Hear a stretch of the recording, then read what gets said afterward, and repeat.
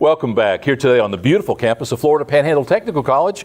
Another in our series of letting you know what's going on in the community. It's just about time to go back to school. I know that parents are glad for that. It's been a long, hot summer. I actually get up this morning and the humidity was down. The temperature was downright cool compared to what it's been for the last several months. School will be soon back in session, and our guest today is Washington County Superintendent of Schools Joe Taylor.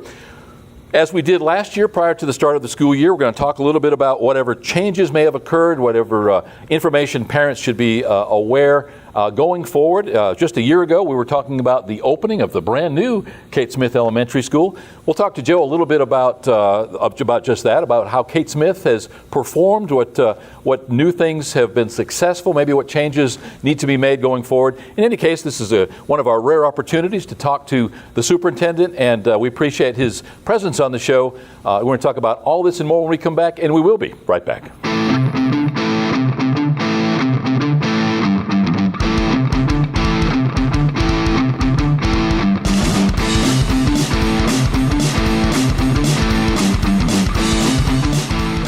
Welcome back. As mentioned, our guest today is Joe Taylor. Thanks so much for taking the time. I appreciate it. I appreciate the opportunity to do this also. Do you get time off in the summertime, or are you like the 12-month employees where it's just whatever it takes? I mean, do you get a vacation? Not really. It's just whatever it takes. I'm not complaining either. There's a whole different atmosphere when school is not in as opposed to when there's school in. So that in itself makes a difference. Yeah, I mean, not comparing it to your life, but just our facility right here, when school is out, it's much more relaxed, it's more quiet. We don't have to worry about being as quiet for surrounding classrooms. You're the last person that I would accuse of being in any other way than loving your job. I've been around you enough to know it was a hard-fought situation to get the job. You wanted the job. You've done a great job. You were unopposed in the last election. To me, that speaks volumes about your performance, about the community support for what you're doing. If not support, at least nothing that they can point their finger at. As I mentioned in the introduction, it was just a year ago when we were talking right in these same seats about the upcoming opening of Kate Smith Elementary School. Overall, thumbnail sketch, what has been the impact of that new school on our education effort here in Washington County, and what has it performed maybe better than you thought, or what are some issues that may have come up? Just give us some rough ideas on that. I think part of it has been the community getting used to different traffic patterns, different traffic flows. That's going to be one of the main things next week when school comes back in. What happens on South Boulevard and Brickyard when the schools come up. We go back to school next Thursday, which is August 10th, and you will not be able to move on South Boulevard. And it will back it up both ways. That's just the nature of what happens on the first day of school. I think it has done massive amounts, though, of being able to take care of other issues like maintenance issues and those things, as opposed to the old Kate Smith that we're in the process of removing as we speak. But, you know, we've had some hiccups. There's been some issues that we would have preferred not to have had to deal with and still dealing with. Anytime you have a construction project of the magnitude of $28 million, there's things that happen. And we, like I said, even as we speak today, we're still fine-tuning and changing some things and meeting with architects, meeting with construction firms about what exactly has happened here and how can we improve things. We're showing some aerial footage right now of the new Kate Smith Elementary School. As mentioned, last year there was a really steep learning curve because it was a brand new facility. People had to get used to the fact that they could not enter the Kate Smith campus from Brickyard Road. Do you anticipate there to be as steep a learning curve? I know that you're going to have some new students, but I would imagine that overall people and parents at this point have become used to the new way of doing business. I would think that, and it seems there's a quick learning curve from the first few days of school. Parents want to take their kids to school, understand that perfectly, especially when you have kindergartners, first graders, or someone new that's coming up. So there's a lot of that. Now, what we quickly do is we don't allow students to be walked to class anymore. That creates some issues sometimes with the parents, sometimes with the students, but it's for the best for them. It's easier. This is instruction time. This is what we need to do. And very, very quickly they adapt to that. But that is probably Within the first few days, it's transportation. Within the first week, say, of when do we no longer allow them to walk to class? Yeah, one of the big parts of the new school that was touted was that security. The fact that just with several doors being closed, you now can lock down the entire facility. It sort of circumvents all of those security measures when you allow the influx of people at any given time, such as you would when parents would be walking children to school or into their classroom. Obviously, the geography is a lot different. Before, you had multiple outbuildings, you had a much more spread out campus, and there were more dangers as far as walking. And I can understand if I had a first grader, I'd kind of want to walk them maybe over to that portable building. Now, you're under one roof, and you've got just a flagship opportunity to show the world what the new state of the art of K through 12, or in that case, just at the elementary school, education is all about. So certainly parents probably don't take long to realize, hey, it's okay to give my child over to whoever's going to do the work. They're going to be safe. Yeah. And part of it, everything you say about Kate Smith is security-wise is true. It's also a pretty intimidating place. And if you're not careful, when you go through the cafeteria, if you're walking through the hallways, you can get misplaced about which direction to go. I mean, while it's simple, if you have an aerial view and it looks like, well, what could go wrong? If you're inside it, it's different. You have hallways, you have other things that's going place. And of course, in the morning, you have 800 students moving around. You have staff, you have everything that's going on, and it can be intimidating. And this way, we do the take-in there at the cafeteria. Everything is there. They'll be looked after, taken care of. They'll make certain they get to the right classroom. We had the fortune, Joe, of being able to shadow you several times, do interviews on the site as that building was being built. We're showing a little bit of footage of that now. And we were able to closely follow the progress. When you build anything, when you first put the forms up, before you pour concrete floors, you get the idea or the perception of size. When you pour those floors, things change. When you put up walls, things change again. And then when you're completely dried in, again, there's a change. And sometimes it seems bigger, sometimes it seems smaller. But you had the opportunity to intimately know that building from the inception of plans all the way through watching that construction. I know you didn't miss many days, at least stopping by to say, how are things going? So you had that opportunity to keep your thumb on the pulse of what was going on, and you could see the progress. Like I say, we were fortunate enough to follow you at some of that part. Maybe it's a silly question, or maybe it's a superfluous question, but don't you feel sort of like the godfather of that building because of that intimate association? Godfather is a rather heavy term. I certainly feel an ownership. I certainly feel a responsibility for it. It was an incredible project, lots of parties and players in it, lots of moving parts to get everything done. In effect, we were almost in there. The actual funding from the state did not end, or at least the funding period, June 30th of 2017. We were in there in August of 2016. So, I mean, there was lots of people that went the extra mile to make certain we could get there early. As anyone who's in construction knows, time is money. You drag a project out, and it's going to cost you that much more. That's just the nature of what it is. So, as far as the cost and what's going on, I certainly feel a great pride in it as much as anything else. You mentioned the old Kate Smith campus. We're showing some video of that now. In the process right now of being demolished. Some of those buildings will stay standing, and you're going to use some of those, repurpose them, if you will. What are we going to see move to that campus once things are all squared away over there? Tentatively, and this is not something that's going to happen in the next 6 months. We are in the process of removing. The wings, 2 of the wings are now gone. The kindergarten building is gone. The metal building that was out there is now gone. And always remember, if you want to go by there and look, that is a construction zone. They do have that street blocked off, so you may be better off just to pull in at pace and look backwards and see the process. That way, first off, safety is as much as anything. What we're looking at is keeping the 3rd grade building, and that is the building that is at the very front of the school that if you used to pull up to the cafeteria and do the drop-off, that building that you were looking at right then was the 3rd grade building. That's what we refer to as the 3rd grade building. Our tentative plan is we're going to keep the 3rd grade building. We're also keeping the cafeteria and the attached administrative offices that is there. In our plan, what we're hoping to do, and these are all tentative. We are funding the cost of things to do. We want to repurpose the third grade building into a new district office. We will be able to move the district office that is now over there. That building, believe it or not, is actually larger than what our district office is. So we'll be able to purpose into that building. At the same time, with the cafeteria, turn that into a new board meeting room. That is what we're tentatively planning. Once again, there's always pratfalls and different things that you do that. A lot of times, and if you've been to a school board meeting, you realize that sometimes they can be standing room only. If we do acknowledgments, if we do recognitions, you have people lined up, and sometimes even they're outside, and that can be, where you have to open the door and say, listen, anybody here, let's go to the front.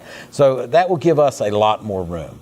And then, of course, with keeping the two administrative offices there that's attached to it, we'll be able to repurpose them into something. We'll certainly have to put some public restrooms, more so in that building than what is there now. We'll have to do a certain amount of remodeling, renovation. There's a real historical touch to that cafeteria, and it's important to the school district that remains. The third grade building is actually about the newest building that is on there, the cafeteria being one of the olders. But if we keep that, and we can keep that, then we can keep that going, and that's important. Oh, there's a lot of history in that cafeteria. The Kiwanis Club at one time held their pancake suppers there. Yes. Now, obviously, you're using the new Kate Smith facility.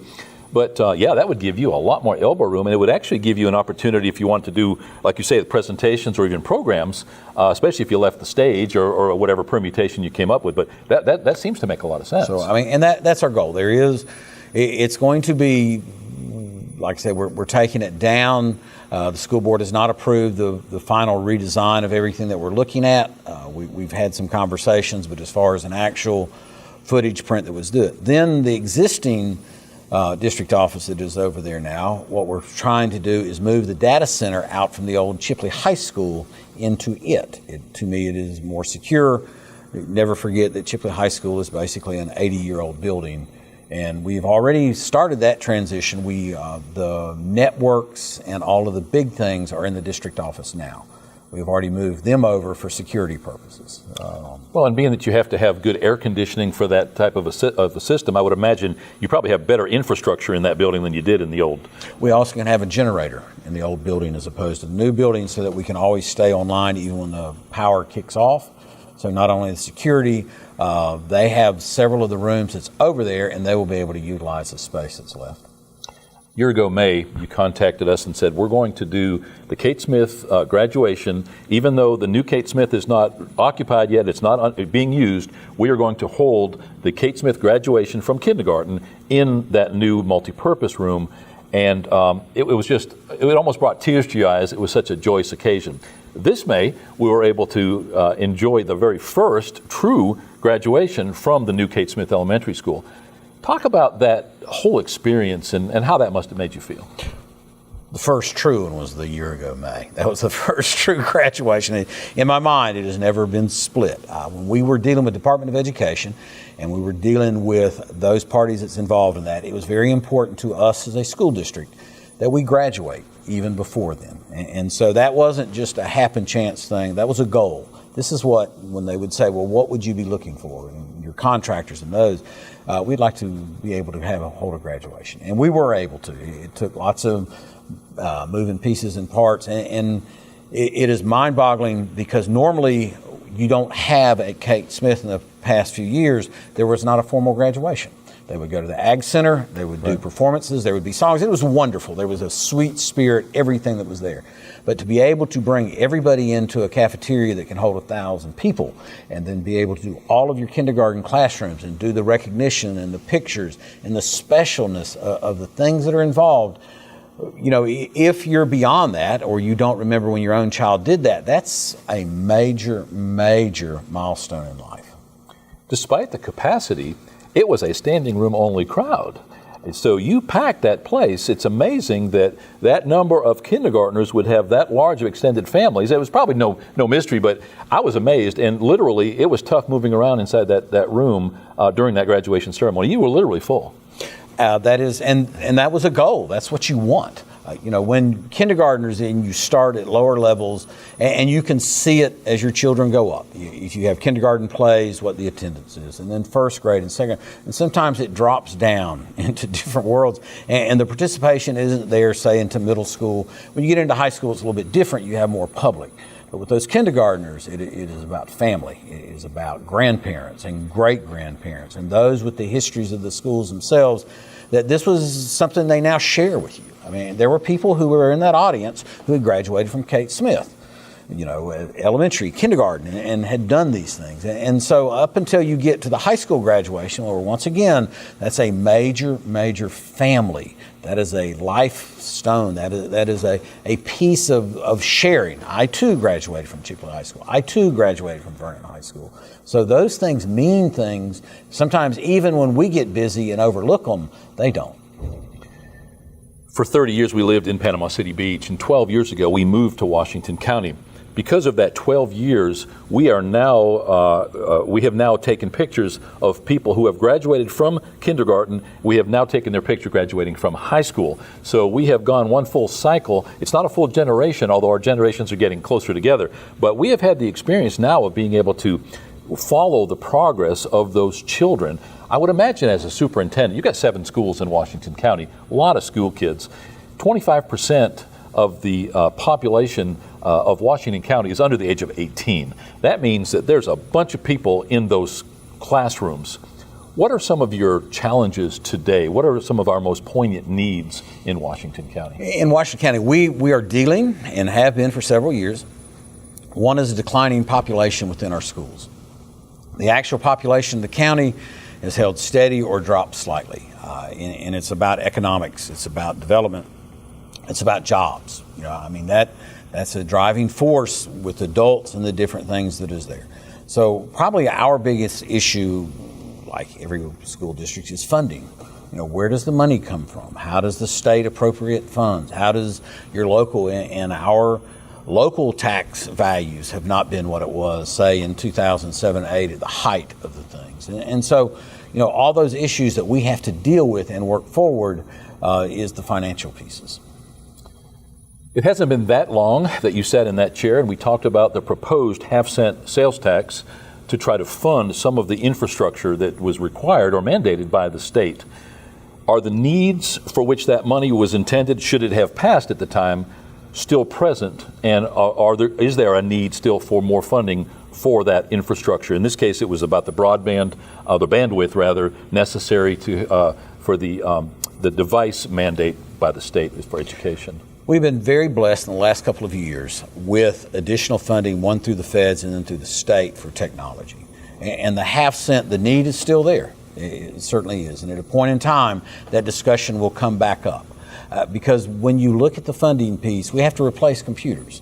We spent, hundreds of thousands of dollars at Kate Smith, to bring that technology. Well, in 3 years, we're going to have to replace all that. Or in time, we'll have to replace some of that. That's just the natural progression of things. Technology changes so quickly. And more quickly all the time. More quickly all the time. A lot of times, and I know here at the technical college that the discussion comes up, if you're a programmer in 6 months, you got to go back.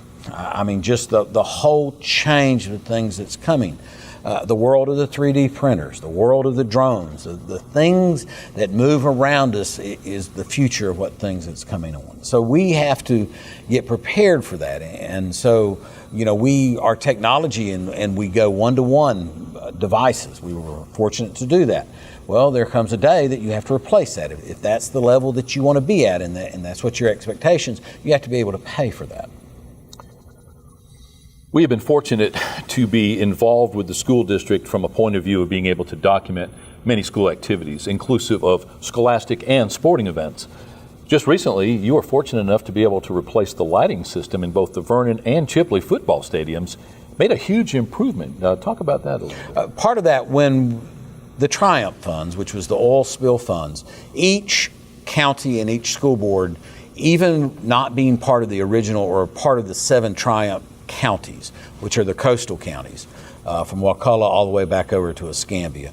There was a $250,000 settlement that was made for each of those counties, and because it would have been very difficult to justify losses, even though I can debate, how does a county on the coast lose money if they're coming to our county to get there? So obviously if they lost because of this, we too lost. But when the state did that, so this $250,000 was to sort of try to close things out. Those funds, a one-time series of funds, they're not coming back, hopefully. That won't be something we have. And we don't have funds within our own system that can replace lighting, sports lighting, athletic fields, none of those. That's not how we use our funds for. Now, there are certain things that we can do. We can do maintenance. We certainly worry about the American with Disabilities Act. We need to make certain the fields are, totally open and available to anyone who wants to participate and enjoy. But that lighting of the fields with new sound systems was something that has been long overdue, especially at Chipley High School. There were poles that were just hanging on by the cables. That's what they were. And at a point in time, you begin to look at storms as more than simply an inconvenience. They can be dangerous. Yeah, I'm glad you mentioned the sound system, because I would argue that was as important, if not more so, than the lighting. At one time, toward the end of the old system, it sounded like this, and you couldn't hardly understand what people were saying on that sound system. What a world of difference. You use some of the newest technology available. So now you've got a bright as day environment nearby with a good sound system. How that brings the quality of sporting events in those stadiums is just pretty amazing. It means everything to that. And the acoustics on a stadium, we're not, if you look at a Florida State or University of Florida, Alabama, if you'll notice, they're enclosed, and there's a reason for that. It creates a bowl sound, and the acoustics are so much better. In our world, where we're trying to see the fields and things, a lot of times the acoustics are up above it, or they can be spread out, and you get a muffling of trying to direct the speakers. That is a science of its own on acoustics, but it makes all the difference in the world, as well as the lighting. And not only for the sporting events, when you have graduations, when you have other activities on that field, and people can truly crisply see, whether it's for pictures or they're filming something or just being available, and then also being able to hear. That is something, no one, and I can attest to this, wants to go to some type of graduation where all you hear is, and while it may be clear to the people that's being spoke to on the field, those in the audience watching, they want to hear those names too. They want to be a part of that experience. And so improving the acoustics, it involves that. Along with lighting and sound, you've had some changes within the last couple of years. You've got new head football coaches both in Vernon and Chipley. How do their football teams look so far? Have you been paying attention to what they get going on? No, I haven't. My assumption is I will see them in August, and everything I'm hoping is positive for both of them. It's hot, and I tell you what, we've been over a few times to shoot photo and video of both of those teams, and that's tough. This time of year, it's tough. It takes a tough student and a tough coach, and it's no wonder that they do so well. I asked Blake Wilson, head football coach and athletic director at Chipley High School, when he first came on. He'd already been an assistant coach for a number of years, but I asked him, to what did he attribute the fact that so many truly stellar athletes, who were not only athletes but also did well scholastically, how did we account for the fact that so many of them in multiple sports came out of Vernon and Chipley, as well as our entire surrounding area? And he told me his answer to that, but to what do you attribute that? Probably the work ethic of the parents. The concern that's given, the attention that's paid, the examples that are set by those who come before them. His answer was inclusive of the fact that he felt that we were a spiritual community, that we were a caring and giving community, and the old expression, it takes a village. It couldn't be any more true that when you have single-parent households and maybe that child needs a little extra kick in the butt once in a while, we were in a small enough community that people do care, and they do that. And it seems like it pays off in spades. It does, because every student, child, adult even, they want attention. They want to know somebody cares. They want to know I exist. And it's as simple as that a lot of times. And when you're able to do that, then they respond. And like I said, whether that's a student or adult, the response comes from that. We talked briefly about the Vernon and Chipley football stadiums. the county and the state extension service are about, I guess, 2/3 of the way through the grant process to replace what is now the Washington County Agricultural Center. And I don't know how long that construction is going to take, but when they pull the trigger on it, there's going to be a period of time, possibly a year, when that facility will not be usable. It will be demolished and then a new one built. I would imagine that that's going to put a little more of a magnifying glass maybe on the T.J. Rolak Center and possibly the old Chipley High School and even the football fields when it comes to some of these activities like graduations. Do you anticipate that that's probably the case? For the most part, the technical college graduates in the Ag Center at times. Other times they go to Chipley High School and do that. So we'll be able to absorb any of the events that we have as a school district from the Ag Center within ourselves.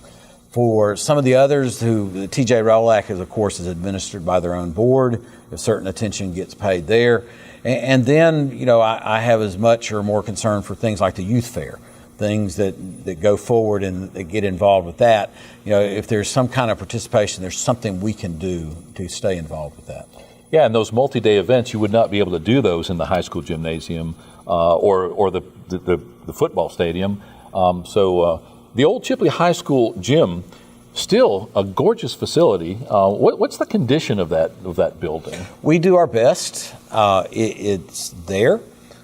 Security to us is the number one concern. I've had some issues within the last couple of weeks related to it that we've got to get another plan in place. The old gym is in good shape. Relatively speaking, it's still used by the schools. We have the alternative school that uses it. It has different things.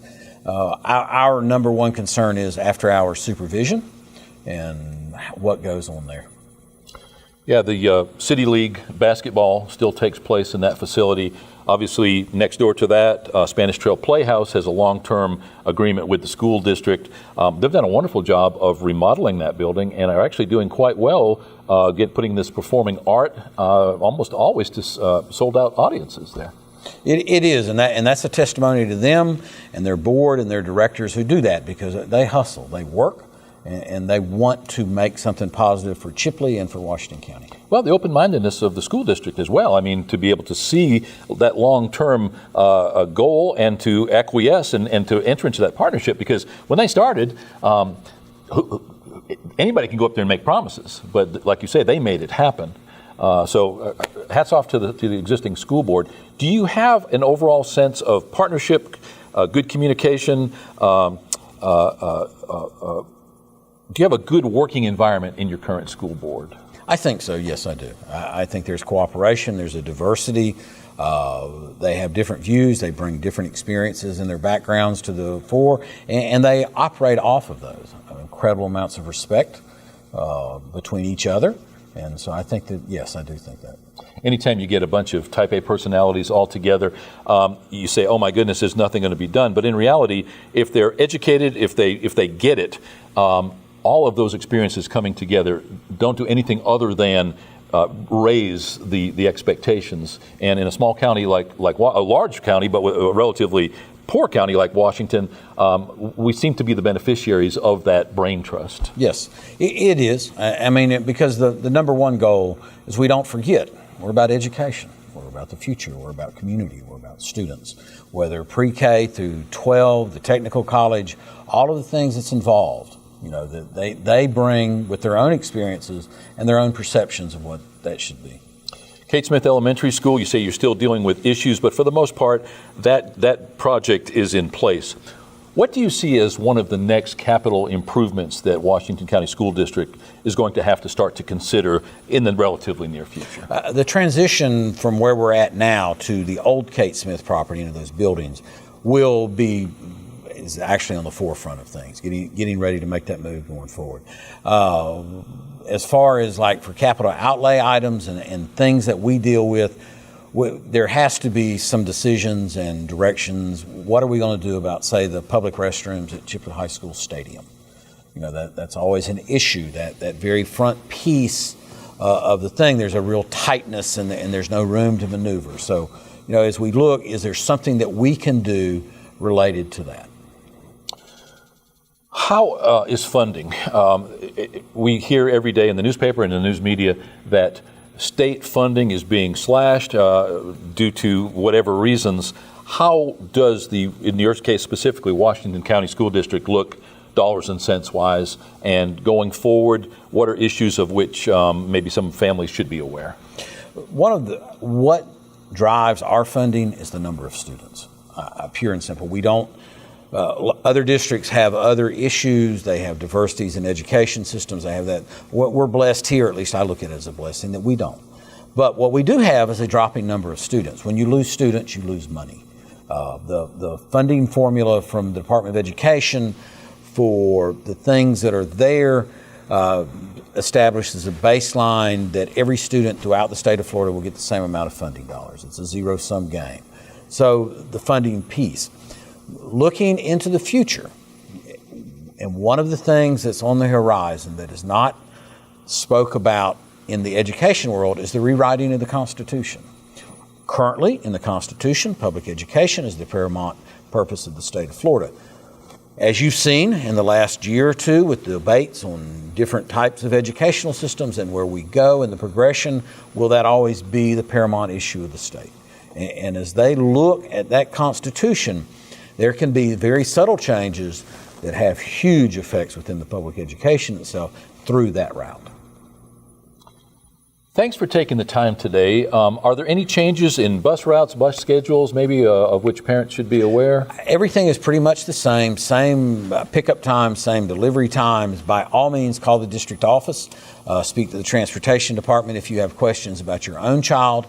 The pickup times, the separation times, or when they get out.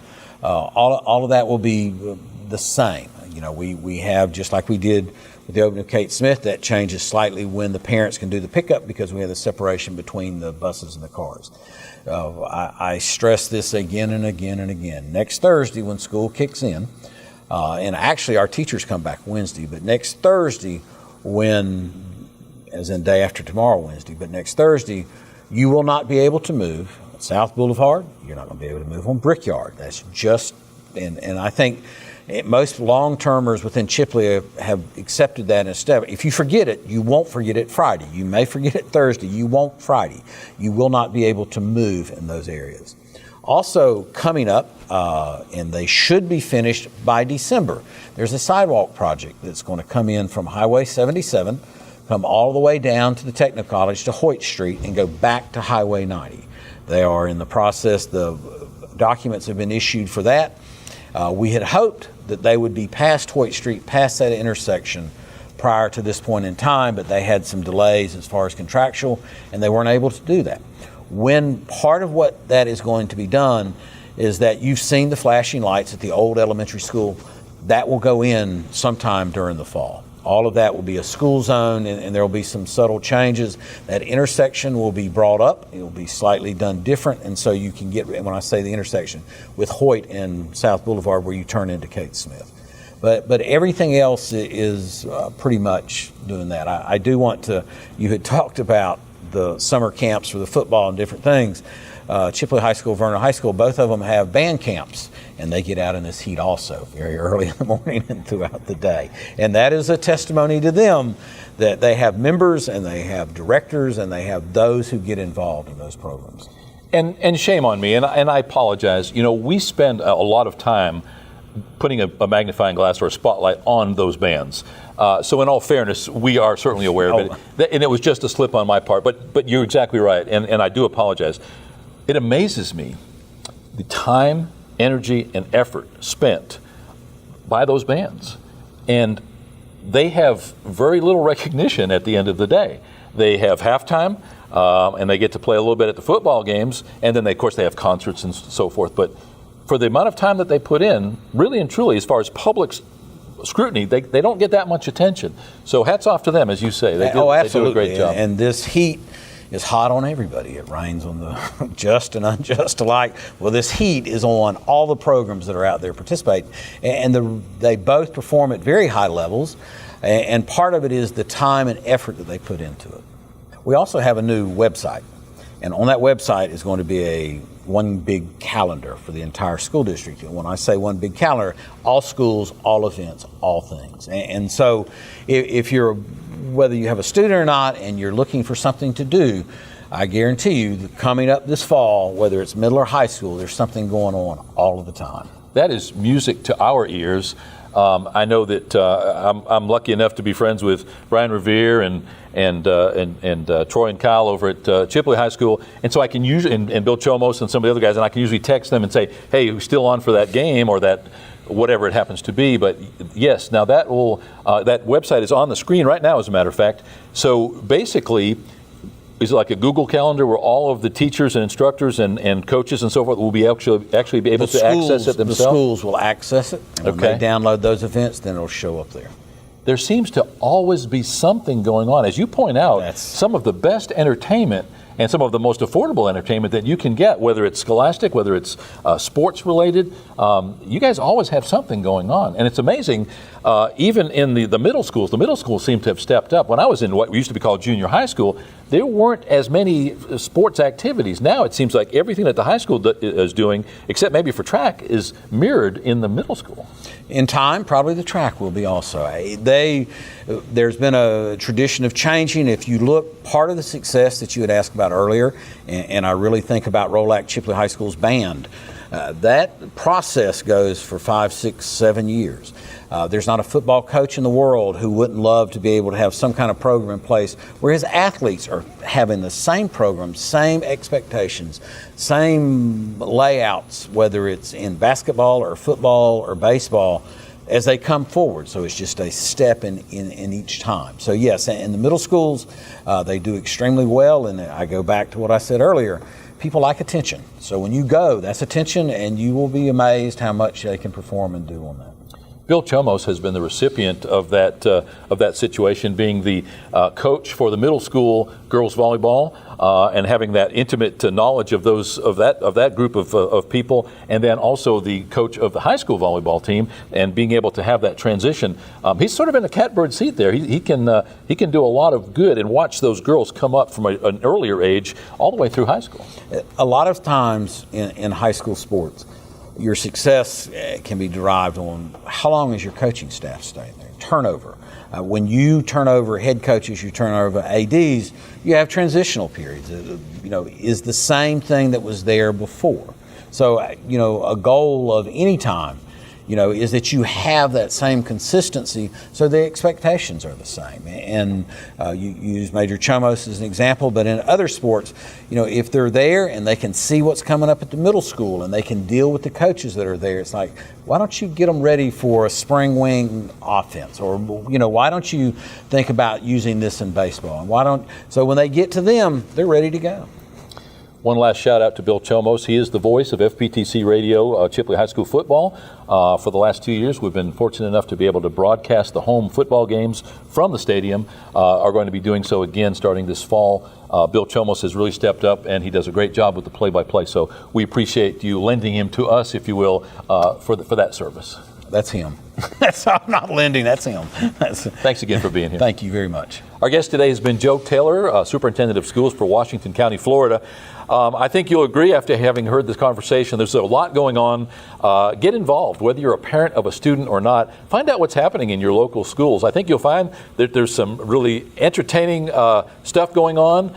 It's very informative, and at the end of the day, they are our future. So thank a teacher, thank an instructor, thank one of the school board members every chance you get. We'll be right back.